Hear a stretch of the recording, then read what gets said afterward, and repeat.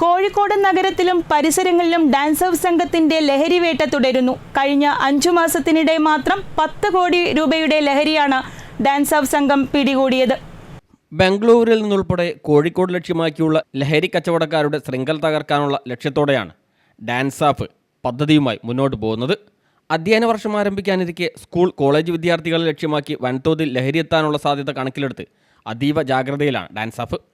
പിടിയിലായ പ്രതികളുടെ മൊഴികളിൽ നിന്നുള്ള രഹസ്യവിവരത്തിൻ്റെ അടിസ്ഥാനത്തിൽ നഗരത്തിലേക്ക് ലഹരിയെത്തിക്കുന്ന കരിയർമാരെയും അവരുടെ ഏജന്റുമാരെയും കേന്ദ്രീകരിച്ചാണ് ഡാൻസ് ഓഫ് നിരീക്ഷണം ശക്തമാക്കിയത്. ബംഗളൂരുവിൽ നിന്നും ട്രെയിൻ മാർഗവും റോഡ് മാർഗവുമെല്ലാം രാസലഹരി കോഴിക്കോടെത്തുന്നുണ്ട്. ഇവ എത്തിക്കുന്നതിന് നേതൃത്വം നൽകുന്നവരെക്കുറിച്ചുള്ള സൂചന ഡാൻസ് ഓഫിന് ലഭിച്ചിട്ടുണ്ട്. ഇതിനു പുറമെ സ്ഥിരമായി MDMA, കഞ്ചാവ് തുടങ്ങിയ ലഹരി വസ്തുക്കൾ ഉപയോഗിക്കുന്നവരെക്കുറിച്ചും അന്വേഷിക്കുന്നുണ്ട്. ഇവർ വഴി ഏജന്റുമാരെ കണ്ടെത്താനാവുമെന്നാണ് കരുതുന്നത്. കഴിഞ്ഞ 5 മാസത്തിനിടെ മാത്രം 10 കോടി രൂപ വില വരുന്ന ലഹരിയാണ് കോഴിക്കോട് നഗരപരിധിയിൽ നിന്ന് മാത്രം പിടികൂടിയത്. ഈ വർഷം മാത്രം 24 കേസുകളിലായി 46 പേരെയാണ് ഡാൻസ് ഓഫ് പിടികൂടിയത്. മാർച്ചിലാണ് ഏറ്റവും കൂടുതൽ കേസുകൾ രജിസ്റ്റർ ചെയ്തത്. 8 കേസുകളിലായി 13 പ്രതികളാണ് പിടിയിലായത്. ജനുവരിയിൽ 5 കേസുകളാണ് ഡാൻസ് ഓഫ് പിടികൂടിയത്.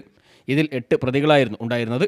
ഫെബ്രുവരിയിൽ 3 കേസുകളിലായി 6 പ്രതികളെയും ഏപ്രിലിൽ 5 കേസുകളിലായി 13 പേരെയും ഈ മാസം 3 കേസുകളിലായി 6 പ്രതികളെയും പിടികൂടിയിട്ടുണ്ട്.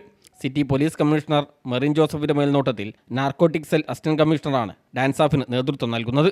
കഴിഞ്ഞ ദിവസം വിൽപ്പനയ്ക്കായി എത്തിച്ച 1.13 കിലോഗ്രാം MDMA-യും മയക്കുമരുന്ന് കടത്താൻ ഉപയോഗിച്ച ടൊയോട്ട കൊറോള കാറും ഡാൻസ് ഓഫ് സംഘം പിടികൂടിയിരുന്നു. സംഭവവുമായി ബന്ധപ്പെട്ട് 2 പേരാണ് പിടിയിലായത്.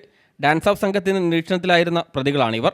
ഡൽഹിയിൽ നിന്നും ഗോവയിൽ നിന്നും വലിയ അളവിൽ കേരളത്തിലെത്തിക്കുന്ന മയക്കുമരുന്ന് കോഴിക്കോട്, മലപ്പുറം ജില്ലകളിലെ ചെറിയ കച്ചവടക്കാർക്ക് പാക്കറ്റുകളാക്കി കാറിൽ കച്ചവടം നടത്തുകയാണ് പ്രതികൾ ചെയ്യുന്നത്.